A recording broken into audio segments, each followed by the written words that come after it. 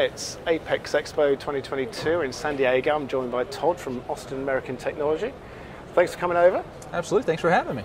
Good to meet you. And actually, well, give me an overview of where you're at the moment. We've had 2 really weird years.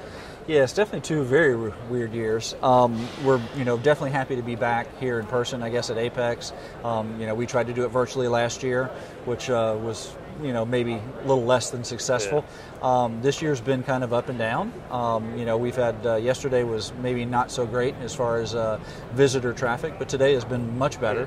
So pretty happy about that. Yeah. As a business, trying to navigate through these past 2 years has been very interesting as well. But oddly enough, we have maintained. We're really kind of maintained our business in 2020, and 2021 we actually had an uptick. So we're pretty happy. That's good.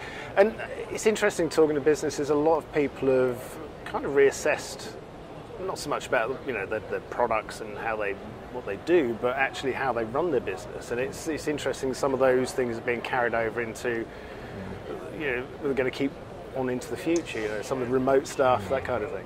And that's actually a very interesting point.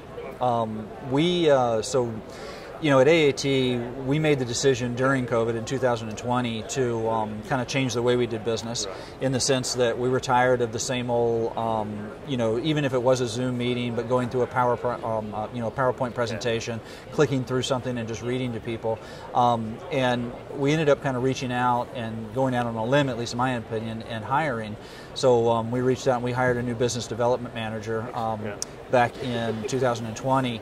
And who had a lot of experience in marketing. And one of the first things he did when he came in is he says, these PowerPoint presentations are just ridiculous. We need to go live. We need to go Zoom. Yeah. So we invested, considerable amount of money in lighting, in camera, in microphones, in switchers and things like that to be able to actually go 100% virtual. Yeah. So we have, and I really kind of attribute that to our success in 2021, was that we were able to kind of not skip a beat, and you couldn't come to a show like this and actually exhibit equipment, but we were able to do it every day in our demo room. Yeah. So we could get as many people as we needed to on a live Zoom call. We'd fire up the machine, go through front, back, maintenance, everything else, how it worked, and sometimes we'd even do testing. So we could actually do live testing with their parts.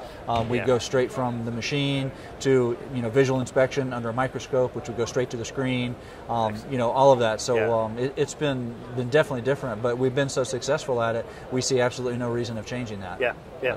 It's excellent, isn't it? I mean, it's weird. It's often when we're faced with adversity like that people who can will innovate, won't they? Absolutely. Come up with something and actually improve what they do and what they can offer. Very true.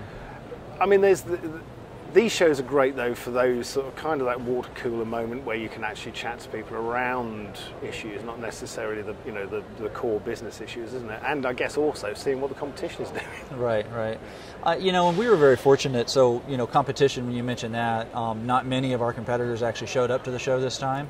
Now we actually didn't bring any equipment. We made that decision kind of late in the game, and once again, because we know that we can always do it virtually.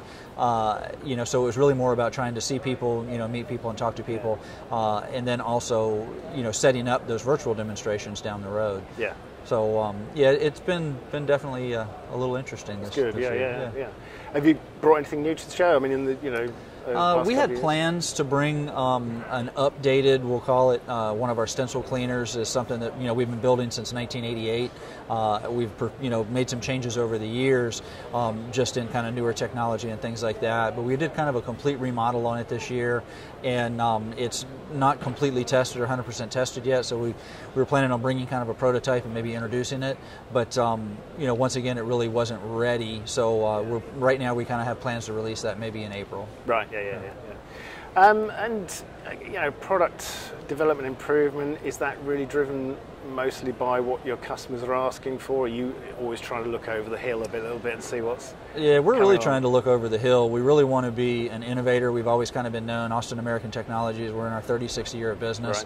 Right. And we were founded by a chemical engineer, and he's still our chief technical officer today. Really? Okay. So he still comes in usually on a I don't know, maybe every few a few days every now and then. Yeah. But he's still very involved in the company, and but he's always kind kind of instilled in the company as well as myself that we don't want to just be status quo. We want to make sure that we're innovating and looking ahead and trying to build the best cleaners that we can, and we've been very successful at that. Brilliant. Yeah. Do you? The last few years, innovation has gone exponential almost with applications in cars. Some of the statistics I heard the other day that originally a car, maybe it was 10% electronics, now it's 80% electronics, electric vehicles. That rate of change isn't going to stop anytime soon, is it? I feel a lot of people, the pressure isn't of innovating, it's keeping up with what customers want. Right, that's true.